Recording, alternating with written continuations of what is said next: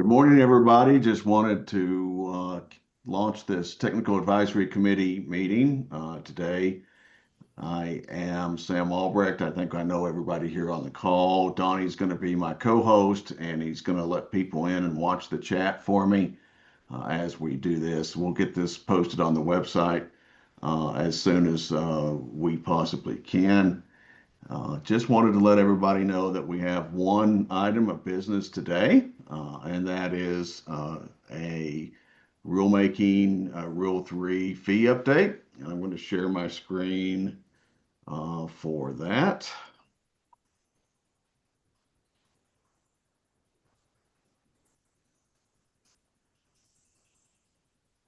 Can everybody see that? Yep. Okay, good. So yeah, one item of business, and then at the end, if we have a little bit of time, I'll give an update on where we are with Senate Bill 25-002, which is the Regional Building Code bill for manufactured structures in the state of Colorado. As I said, we've got one item of business, and that's a fee update. So why raise fees? And I'll talk, this is the agenda for the meeting. I'll talk a little bit on why we need to raise fees. I'll share again the statutory requirement for the Technical Advisory Committee. We'll talk about the fee increase process. We'll take a quick look at financials. We'll look at the recommended fee schedule, and then what the rulemaking schedule looks like for formal approval of Rule 3, and then we'll have some general discussion. Why raise fees? For the past couple years, well, first of all, we are a cash-funded program, which means we have to raise money to run our program. We get no general fund money at all, so we watch revenue and expenses very closely, as does a couple of oversight committees, including the Joint Budget Committee and the Governor's Office. So we have to raise fees in order to meet our expenses. For the last couple years, we've only covered expenses with what we have called excess reserve. And so that has expired as of about the first of this year. We are down below our reserve line, and we are scrambling to cover our fees right now, cover our expenses right now through the end of June 25. And in order to remain solvent, we must raise fees to cover the next fiscal year. And this fee increase, and I'll probably say this several times, will go into effect on August 1st, based on the best we can get it, the quickest we can get it done. Here's the statutory requirement for the Technical Advisory Committee per Colorado Revised Statute 2432-3309-1A2. Before the board establishes the schedule for the fees, and it's talking about the State Housing Board when it says board, the division for the board's consideration act shall gather information regarding the fees charged by Colorado local governments for the inspection and certification of improvements to residential real property that are not manufactured homes or tiny homes, and government entities outside of Colorado for the inspection and certification of manufactured homes or tiny homes. Hopefully you all got that very thick packet of it's kind of a cover memo with the how we charge fees, how other states charges fees, and how the locals charge fees, and then a list of 10 states and 10 local jurisdictions. And that's the background information that meets this statutory requirement.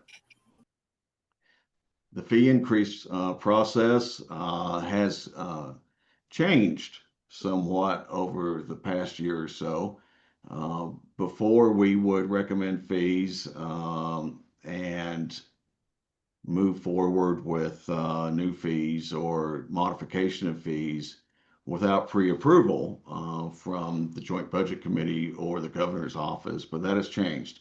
Because of the tight budget year, they're watching anything that increases dollars to the overall spending line of the state very, very closely. We spent 2 months talking with Joint Budget Committee about what our situation was, and we also were briefed the governor's office on the need to increase fees. Both of those organizations looked very hard at the justification, rationale, and amount of the fee increase, and approved a fee increase of hourly rate changes from $50 to $75 and a flat rate of 25% to everything else. The result is an overall rate increase of 27.7%. And while we're still waiting for the final budget bill to be signed, we are moving forward with this so that we can get in front of the State Housing Board in order to have the Rule 3 adopted with an effective date of 7/31 of 25. I threw this graphic in here just to kind of give everybody an understanding of where our fees, where our revenue comes from. As you can see, the biggest slice of this pie is the construction inspection fees and then construction insignias. And so those are the majority of our revenue, and everything else is kind of spread out, with plan review being another piece of a bigger piece of that. And then registrations are getting down into that lower quarter. I also threw in the org chart just to let you know where we are on staffing. Although we are authorized to hire a lot of staff, we really, again, since we have to pay for staff with fees, we also have a lot of vacant positions.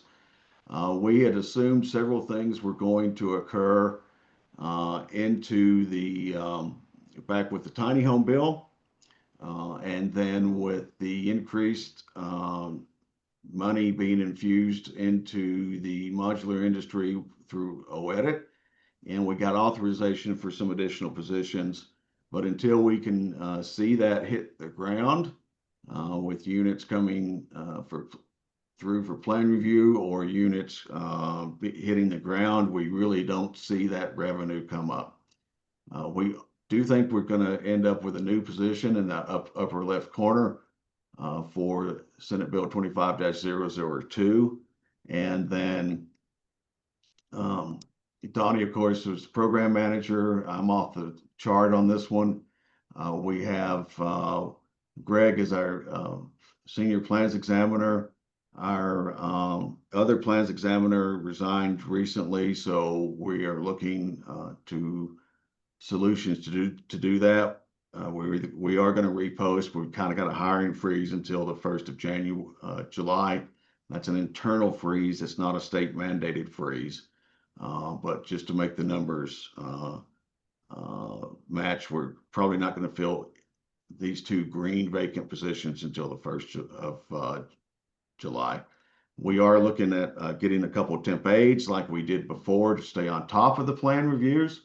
And Donnie, of course, can also do plan reviews as necessary, but we have two do not hire in a vacant position, one tied to tiny homes and one tied to a decision item that we're not going to fill at this point in time. Also, in the admin block in the middle, we had a tiny home administrator, and she left after about a year, and we have marked that vacant, do not fill. And again, these are internal blocks on these positions. Again, that's not the state saying don't fill, but if we don't have the revenue for them, if we can't pay for them, we can't, in good faith, hire those positions. Our other vacancy down there on that line in the bottom is the program coordinator. That's Debbie. Debbie has also resigned. We talked her on and staying through the end of May, and with on a part-time status. So we might have a month overlap before we get that position filled. And then over on our inspector side, we're still looking pretty good there with Robert as the lead inspector and 3 other inspectors that travel around the state to do all the inspection processes for us. there are 2 vacancies in that line too on the right side that we have marked as do not hire. This gets pretty complicated, but I wanted to point out a couple of things on this, and I'm sure you guys have all read financials before. This is from our actual reports on what we've done for FY 22-23, what our 23-24 financials look like, and what we're looking like at the end of June for this year, and then our requested for 25-26 and 26-27. We can carry cash over every year if we have not spent it. If we hit an excessive revenue threshold, the state has the right to pull some of that money back. We had a 3-year waiver on those excess reserves for the state not to pull those back.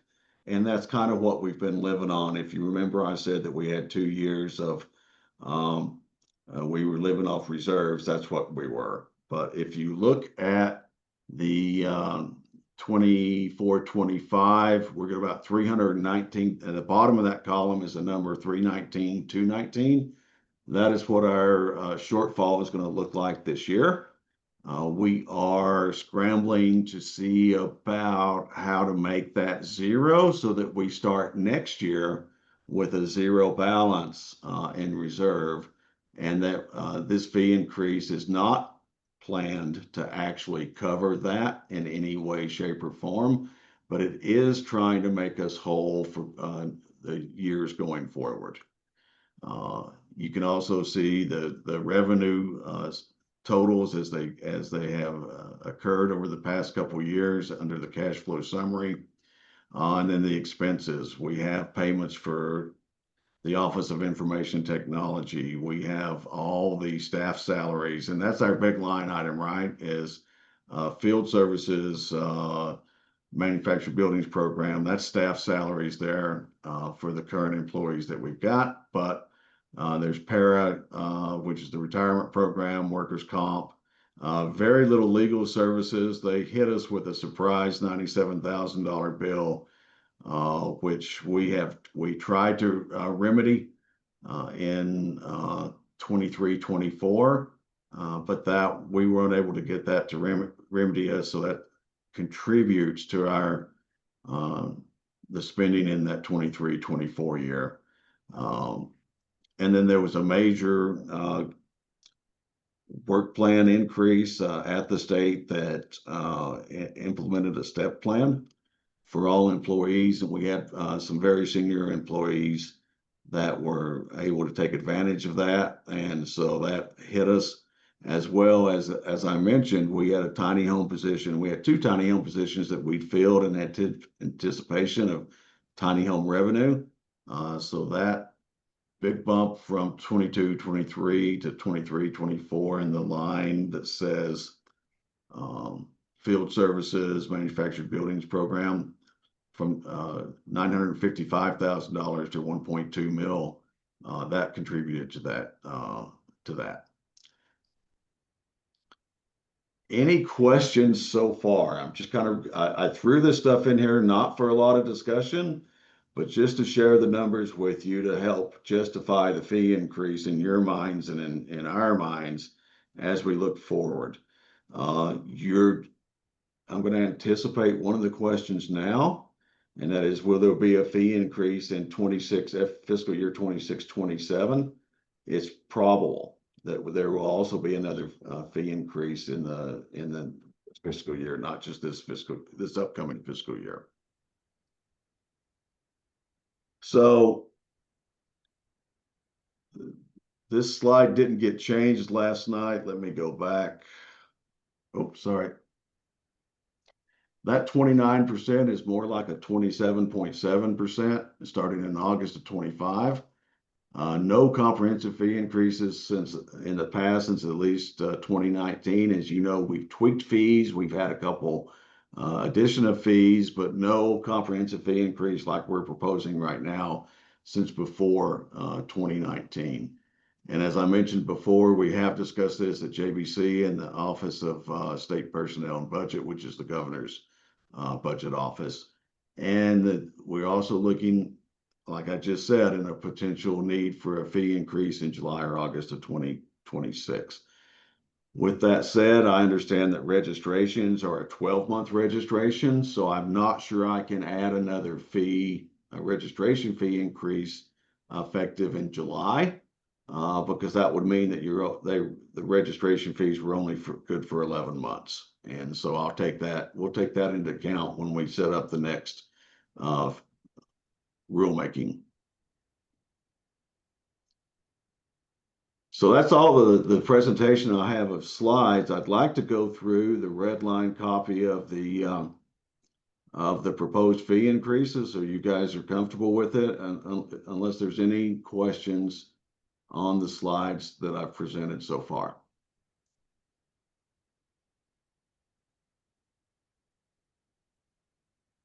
Okay. Hearing none. Let me pull up that other document.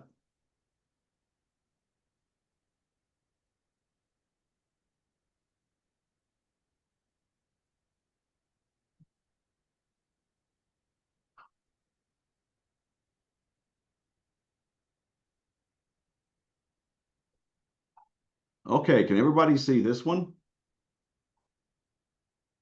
Yep. Okay, great. Thank you. I've made this a little bit bigger. It's at 140%. It is also was included in the package that I sent out yesterday. Spent most of yesterday trying to figure out what the right numbers were in order to get that right. And so I apologize for the late packet submittal. But again, these should be about a 25% fee increase along with the hourly fee increase that I mentioned earlier. Donnie and I tweaked this just a little bit, but we have highlighted the tweaks from the document that you have seen. So at the end of the day, what we'd like to go is with this highlighted version that I'm showing here today. It does not change any of the numbers. It just clarifies some stuff.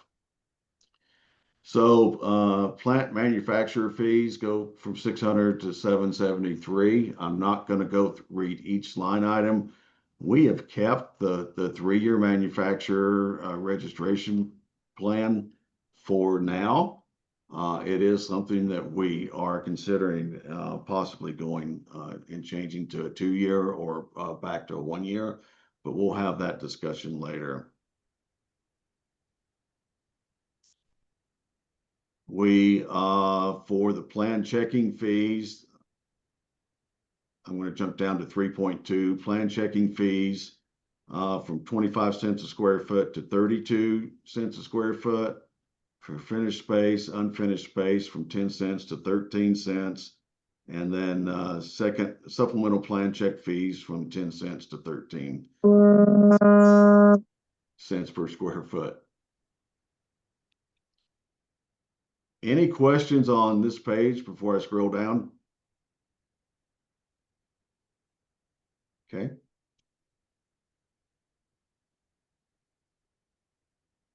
Insignias are jumping from 125 to 161. And I apologize for the odd numbers. The governor's the people that got this recommendation for a 27.7% fee increase were very literal. Their inspection fees, for example, came out at 346.10, and I've rounded to the nearest dollar or up to the nearest dollar in most cases, but it's still 161. Installation insignias moved to 78.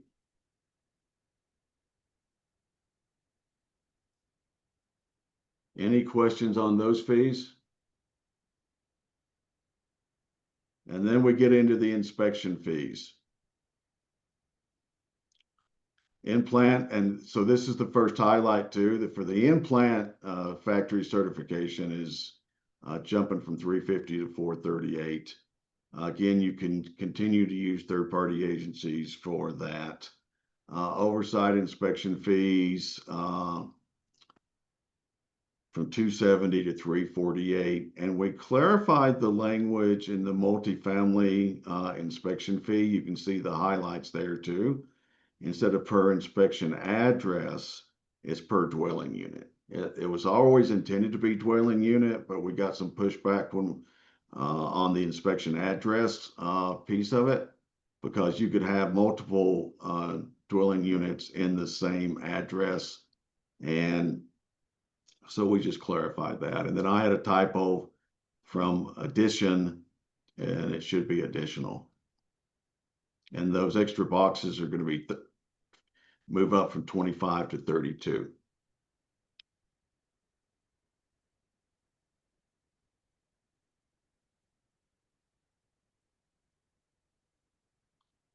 Special inspection fees, again, we're bumping from 50 to 75. Out-of-state units manufactured in Colorado from 350 to 447. Modification inspection fee and installation inspection fees went up. We put in an additional box fee if more than 3 units for rough final or foundation. And then we clarified the multifamily installation fee here also, very similar to what we did with the inspection fee. Here's where we rearranged a little bit. We've added on a new fee here, D, installation authorization fee of just $25. That was not in the what I'd sent you. We added that. Donnie made a comment a couple weeks ago that I had bumped over. And then the non-compliance red tag fee, and we rearranged we changed the cancellation inspection fee from same day. And then we just moved the old 3.66 up and made this 3.67. The inspection fee will be for any canceled inspection.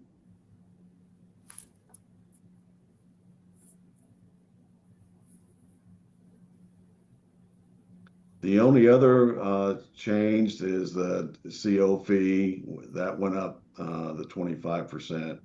And then we took out 3.84 and 3.85, the waiver of the fees. I just can't afford to waive fees right now. Oh, I've got some questions. Great. I'm starting to see some hands pop up. I'm not sure who went first. Tim? Tracy was first. Okay, Tracy. Yeah, I was just kind of following along with you on this. And yeah, so the fees obviously aren't great for some of the smaller builders, but I think maybe I'm confused. So it says plant factory certification inspection fee. Actually, that's not the one I have a question about. So that one went from 350 to 438. I wasn't aware there was a plant inspection fee, so okay. But this whole where it says annual registration fees, plant manufacturer, yep, that also applies to your home builder that's building 2 or 3 a year. Does it? It does right now. Okay, and then my next question is on 3.8.4, 3.8.5. You're basically striking out the Division of Housing waives the fee for certification of a plant manufacturer. So these smaller mom and pop shops, I mean, they're already struggling to try to figure out how to follow the rules. So you guys are making it harder. So I have a question. Is there a way to make like a motion? Is this one of those meetings where you can make a motion to waive some of these fees for the smaller home builders that are, let's say, 1 million or less in revenues? We can certainly have that discussion. So, Donnie, this isn't going to hurt the big guys. This isn't going to hurt your Clayton. I'm sure our friend would say, there's plenty of builders that would say this is probably going to be null and void for all your big guys. But any of your builders that are doing a couple of them a year that are making under $1 million in gross revenue, these are all painful. They're painful already. And we're already losing sales to the new fees. I have very specific documentation of sales lost in Park County due to all of the fees racking up on tiny houses. So I'm just letting you guys know that as you strike that, that's a hardship for the smaller guys. Thank you. Okay, Donna, you want to respond? You want to throw your, and then I'll come back and tell you what I think. Yeah, just for clarification, the implant factory certification fee, that's actually, it's the inspection that's happening at the plant for your rough and your final inspection. So I think I made a recommendation to just change it to implant factory inspection fee, because when we're in the factory doing the inspections, we're also evaluating your QA/QC process. So it's not just looking at the structure. And then also for 3.8.4, maybe we can change it to the Division of Housing may waive fees, because in the event that we can't afford to waive fees, I think we should be able to charge for those plant inspections for for certification of the plant itself.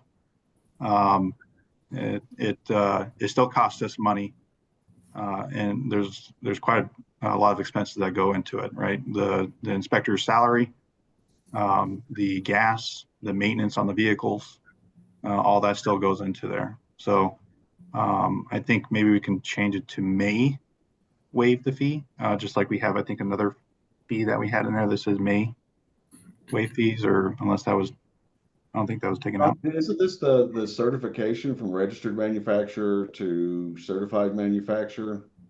I believe that's the intent of that one. But like I said, the fee that's above the implant factory certification fee, I thought the intent of that one was actually to do the implant inspection for the units, because we're monitoring more than just the structure itself. We're monitoring the QA/QC process. So it's more time spent in the factory, looking at the overall process, not just that unit. Okay, let me go back to Tracy. Tim, then I'll jump to you. Do we have an estimate of cost of what this costs? Are we sending people from, Denver to, Delta County, or is somebody from Delta County going to Delta County? Is somebody from Denver coming to Colorado Springs, or is somebody from Colorado Springs coming to Colorado Springs? Do we have any type of understanding of the costs associated with that? All our people now are in the Denver metro area. Thanks. Tim? Yeah, thank you. Two questions.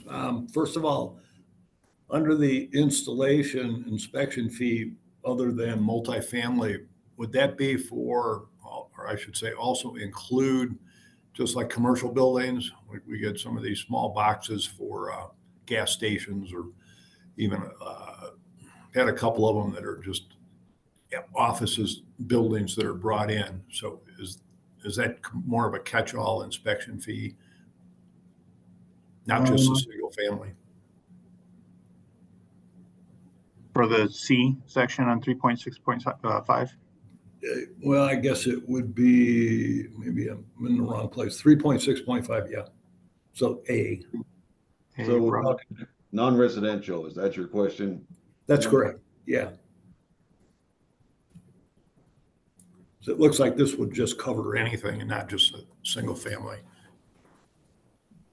which is okay. I mean, No, so our installation process is only for manufactured homes, right? We don't enforce installations on commercial structures. So the only two fees that we have is for manufactured homes and multifamily residential. So like a hotel, motel doesn't fall under multifamily because they're not dwellings. okay. And so those wouldn't have an installation inspection fee. Those are going to be regulated by whatever the locals are going to enforce for their installations or the structural connections for those, because the Division of Housing doesn't enforce installation requirements for those types of structures. Office units, schoolhouses, anything that's commercial, there's no installation requirements for those through our program, so we don't charge for those. So these right here are installation inspection fees specific to manufactured homes. And then I think maybe one thing we can do too is I think clarify A for rough or final, because we don't really do a rough or final for an installation. Those are typically installed and then they're left exposed for us to do the inspection. I'm not sure how it's been done in the past, but I don't recall ever doing a rough installation and a final installation. Okay, correct. So maybe a suggestion or not is for clarification under 3.6.5, maybe A, is just clarify that that's just for the single family, the dwelling units. Because I know I knew that about the commercial, and thank you for reminding me on that, since I've got another one coming up in my jurisdiction very shortly. So I'm going to have to make sure I take care of that through my plan review process. But that answers my question. But I have a second question. Okay, let's go to your second question. I put a note in there that will clarify this before I Okay. file with the Secretary of State. Perfect, thank you. So 3.8.5 that you're recommending striking, I think that there's going to be some potential issues with that. And the reason I say that is that that's strictly in there to be able to help move affordable or attainable housing, whatever term you want to use these days is politically correct. And with that being said, that we have a Broomfield Housing Authority, I think a lot of jurisdictions are now doing that, whether it's at the local level or state level. And we're getting waivers that are being provided and approved through our city council for that. So I think that should, in my opinion, that should stay in there because it does say may waive. So it's not, it's almost like what you were saying is may add that word may into 3.8.4. But So I could leave that in. This was just a discussion. We have not processed any waivers since I've been here. Donnie, I don't know about since you've been here that have been requested, but I could see where they might be starting to be requested because Proposition 123 is pushing a lot of money to out the door. And with consensus of the group, I can go either way on this. I just have to, with my budget being so tight, when a waiver does hit my desk, I'm going to have to go up to the executive director's office to say, do we want to do this or not? I totally agree. I would vote just to leave that in there for that potential because I think, as you mentioned, there are going to be more projects that probably will be trying to go down that path to help get more affordable housing put in and trying to waive whatever fees they're able to waive. I mean, we're seeing waivers on use tax, of course, with the tax exempt certificates. And I'm not sure how you guys deal with that. If it's a nonprofit that's actually building it, paying for it, and they got a tax exempt certificate, if they're site building it with a tax exempt cert, we can't collect the use tax. I'm assuming the state is going to follow the same guidelines with a tax exempt cert. Yeah, I haven't heard about that yet, Tim. We'll have to take a look at that. Okay. Let me, I know Tracy's got her hand up again. Does anybody else want me to leave this in?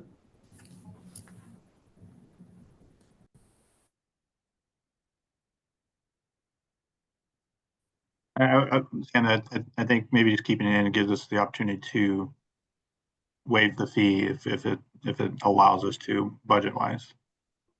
The May does do that, Donnie. You're exactly right. So let me And then make 3.8.4, adding may in there as well. Because there might be something in the future that comes up where we may be able to afford to waive some fees for these types of projects.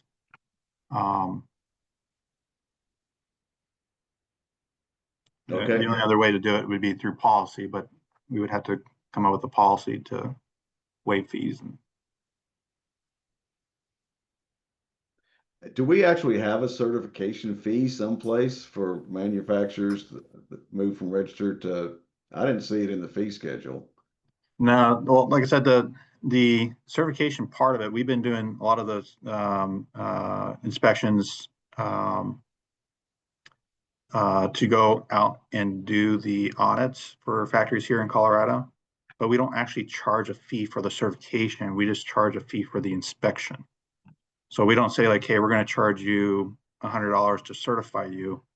We just go out and do the inspection. And so the fee that's charged is just the inspection fee that goes out there so we can monitor the structure and the QA/QC process. But we don't charge a fee for the certification. So we don't actually have a fee tied to certification. So this sentence really doesn't even belong. No. Add a fee for certification.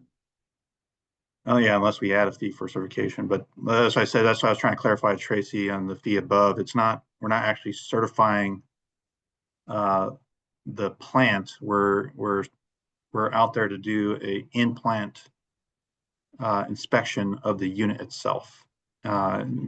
There's more time spent looking at the unit and the QA/QC process. Oh yeah, there is. I see. So there is a certification inspection fee here, right? Okay. Yeah, but that's what I said, that we're not actually certifying the plant. We're out there just to inspect the unit and its QA/QC process.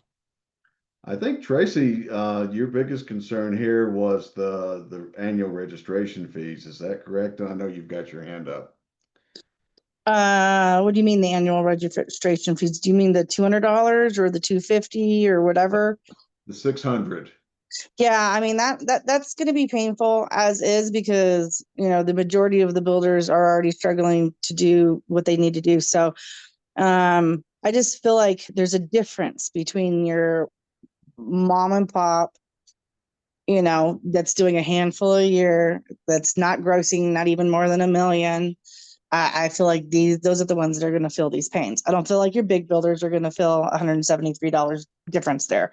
It's your smaller ones. And it goes back to Tim's point as well, is, there's a lot of affordable living, issues out there. So when I see the other issue that I wanted to mention though, Sam, is when I look at like the plan checking fees for finished space, we're going from 25 cents to 32 per square foot. With a $160 minimum, you guys are bumping that up to 200. That doesn't feel very painful. And I get that. And I respect that. Why I'm bringing this up is if I take that 32 cents and I, apply that to a 300 square foot house, that's, probably $100 and something. So we were already forced, even if you go 32 cents per square foot at 400 square feet, I believe that is still even under the minimum, right? What is that? 120 something, you guys? 0.32, right? So I guess my point, if, at 400 square feet, that's only $128. So why are we even doing these minimums? I guess I understand that you guys have to do the plan reviews, and I get that. But you guys are doing it based off of 300 square feet, not 1,500 square feet. It shouldn't take the same amount of time. So by forcing the minimums, I feel like you're double and triple charging the tiny house builders that are at like 300 square feet, because you're not really charging me 32 cents per square foot. You're charging me $200 minimum. All right. So a 400 square foot unit is $128. I am Get rid of the minimum. Like there's no, or you guys are just going to say, this is my flat fee. Like I feel a little bit tricked there, just so you guys know. Like, is 32 cents, one more question, is 32 cents per square foot what you charge normal big houses? So I'm not trying to trick anybody, Tracy. No, I know, but that's what it feels like. Like, no. hey, And I understand that. So if we change the 200 to 125 or 100, does that feel better? Well, but then that's fair, right? That's actually 32 cents at the maximum I'm ever going to build, which is 400. That means you guys are cashing in on the 300 or the smaller houses, right? The 92 square feet, 128 square feet I have in my shop, or whatever. So I guess that's my point, is it just feels a little bit ugly right there. And I just want to be treated like the bigger houses too. Well, in some senses. A 300 square foot unit would be $96. So if I changed it to 100, are you building? The maximum is going to be 400 square feet is my point, right? We're not building on trailers. more than 400. Otherwise, I would just be building on a foundation, right? And following Right. Appendix Q. What's the smallest typical tiny home? I have a 16 foot by 8 foot unit in my shop right now, and I have a 40 foot by 10. I have the smallest unit that we ever build in my shop, and I have the largest unit we ever build in my shop right now. So 400 square feet, right? $399 or less. Yeah. And then your smallest is going to be something like a 16 by 8. It's like a micro tiny, which is only 128 square feet. And these are ones you're building to the IRC? No, Say, I'm not gonna, so then you're not gonna pay me for plan review. You're not gonna play me. You're not gonna play the state for plan reviews, right? the point is these are the sizes that tiny housers build, right? So whether they follow the state program, whether they follow RVIA certification, or whether they follow ANSI, they're building 400 square feet or less. That's what you're seeing out there in the industry right now, is my point. You're not finding tiny house builders that are building a whole lot over 400, except for the modular manufacturers, right? So what if we change this to 100? I I think, mean, I'm fine with that. I just want it to, if I'm we, okay with 100. if we just had something that would help out the smaller builders, kind of why I brought up, hey, well, maybe, manufacturers, under $1 million, shouldn't be applicable on some of these. It would solve all the pains. I'm not trying to nitpick, because I want to respect everybody's time too. I am a small business owner, so I know that it costs us money as a state to send somebody out to do an inspection. I'm not trying to negate those. What I'm just saying, hey, let's kind of figure out, what's fair. Right. No, Yeah. so Yeah, I I think we can take that into consider. We are gonna have to do another rulemaking with Senate Bill 25-002. So we will be going through that again, through this again. But I think for now, I'm gonna recommend changing that 200 minimum to 100. And Sam, the other thing too that I see Tracy's point to the smaller structures not taking as long, but it still takes time to process the plan itself. We have to pay for administrators to get Sure. the plan into the system, for I the respect that. plan reviewer to do the plan review itself. Yeah. The plan reviewer still has to do the plan review, still has to submit comments back if needed. And then also stamp documents, get all that stuff done into the system for the manufacturer to upload. Their Maybe approved spec. Maybe But there it could does be like take a time. minimum, Donnie, like, hey, for you builders that are, under $1 million, you guys just have to meet the minimum costs. Any builders that are, revenue over $1 million, you guys pay these fees. Because Yeah. I don't think the state shouldn't be able to have, their 32 cents for, 1,200 square foot tiny houses, if that's what they're doing. I'm not trying to, take money out of the state. At the same time, I'm just trying to look out for the little guys. Yeah. The other thing too is that fee itself, it pays for your first review and a second review.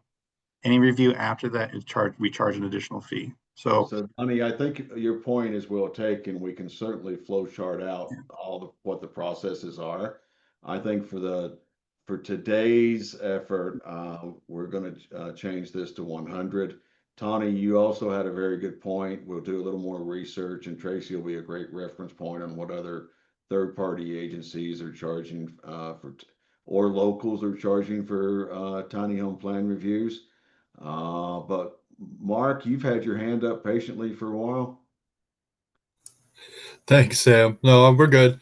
Can you go back up to the certification fee? I'm a little bit bewildered on this, because Donnie said that we're not actually doing a certification. So why are we charging a certification fee for it?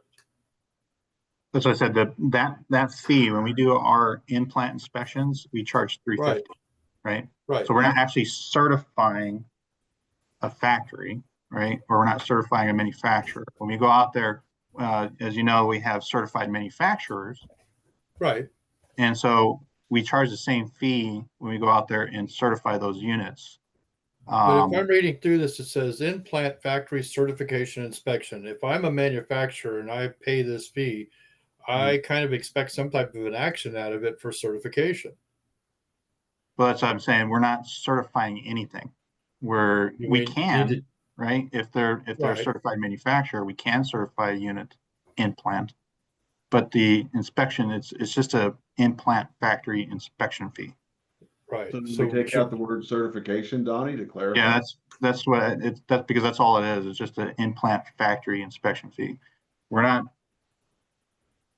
going to charge you more for certification than just a regular inspection. It's just that when we do in-plant inspections, we're doing the inspection of the unit Right.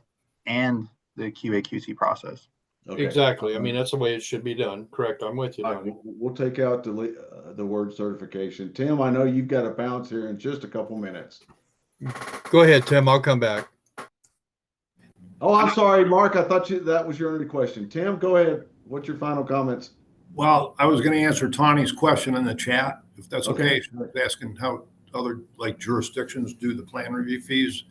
And at least most jurisdictions I know, the 3 that I've worked for and my current one, we do a permit fee based on, I think you had some of those tables that were attached to another document and when you Yep. did all your research. And it's a table based on the valuation of the project, labor and materials, overhead, et cetera, general conditions. And then so you determine the permit fees based on that valuation of the structure. And then the plan check fees are 65% of that permit fee. And so most jurisdictions don't do it by an hourly rate or a minimum like the state does, but hopefully that answers at least Tawny's question. Thanks. It does. Mark, let me finish and then Tracy, I'll come back to you. You're good, Sam. I mean, I was just going to ask about the multifamily, but go ahead, Tracy. You can go ahead. I think I just have one more question or comment or concern. So if we're paying the state these fees, right? So we're going from 600 to, 700, whatever dollars to become a manufacturer. Plus you're paying your $200 fees for seller, right? And then you also have the in-plant inspections. I think once you lose the word factory, Donnie, like you said, it doesn't confuse me anymore. It's telling me it's an in-plant inspection of that unit. That makes sense. You're saying the 438 is per inspection, but really that 438 also does both inspections. Correct, Donnie? Is that what I heard you say? Both inspections for. So why does it say 438 per inspection? Should it say 438? Are you talking about like per unit inspection? Because really you're going to be there twice, correct? Yeah, so we'll be out there twice. So this is when we're So out there. per unit, so per tiny house per unit inspection, not No, it's the per 2 times. inspection. It's per inspection if- because we're out there, right?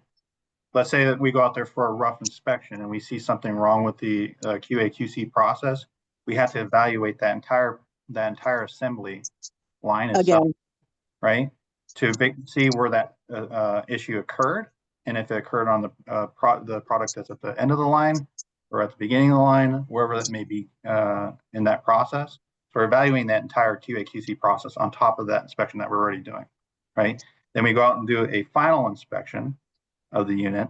Same thing. If we see something that's wrong with that final inspection, we have to evaluate that entire process and see where that's at. Where is that disconnect at, right? We're still evaluating it regardless if there's an issue.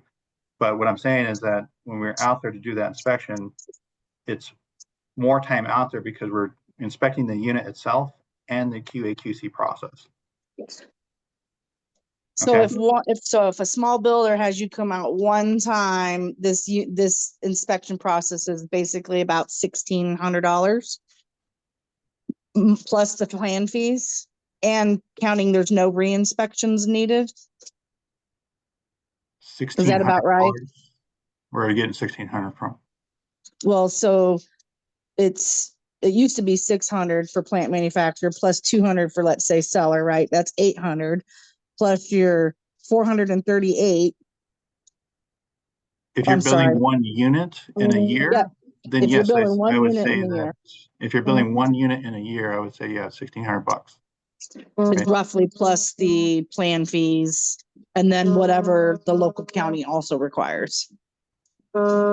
Yeah, well, the other thing So- too is that's what the SB 25 is doing, is it's clarifying the some of the stuff that the locals are doing for their fees, right? So it's already in our statute that locals should not be double charging for plan review fees. So that's stuff. my next question, Donnie. Actually, you're right there. So just one last thing, and then I promise I'll let this go. So if the state is charging all of these fees, then how Tim brought up how because Tawny asked the question and then Tim answered and said, hey, this is how other jurisdictions do this.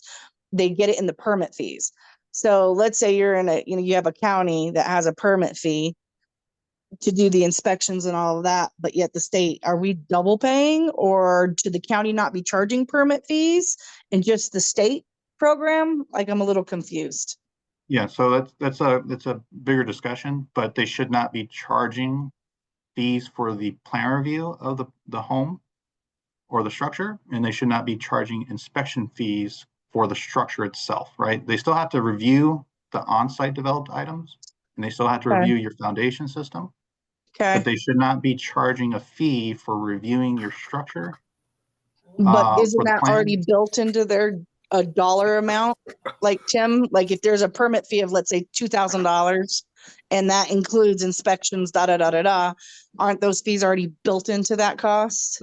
Usually those fees are built in cost, and so as Donnie said, it is in addition, but the manufacturer should say you can't charge those fees because I'm already having the plans.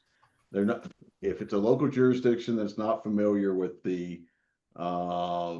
with our statute, then that's where we can get in the plan, where we can get in there and try to correct that. I've got 4 minutes. Tracy, I want to not forget what you said. So when we do the public stakeholder meeting on this too, I want to make sure, because there will be a public stakeholder meeting, is that there is the possibility that we can look for accommodations for tiny home manufacturers going forward. But right now, I'm not sure what leeway I have in order to do that, but I'll take a look at that. And there may be a place where we can also put on our website for local building departments that manufacturers can point to say, what is my permit fee without construction inspections of the unit? Right? So I'll try to take care of that too. And then, of course, everybody's going to be available to make their own comments to this when it gets publicly noticed. Anybody else? Dean, you had something? Okay, I gotta see your comment. Thank you very much. Yeah, I was going to bounce off. I just wanted to throw in just a thought there that any document that memorializes all of this, if it can be crystal clear on what can be third party and what has to go through the state, would be just good for operational purposes. Very good point. Thank you. You bet. And thanks again. Anybody else have any comments before they have to jump? If I don't have any other comments, then I'm going to say that we have a majority approval of the fees to go to the State Housing Board, but that there were concerns on the small manufacturers that we should consider carve outs in future fee making and rulemaking to accommodate the smaller builders. And maybe, Tracy, that's a revenue threshold, maybe it's a square foot threshold, maybe it's the number of units the state has to look at.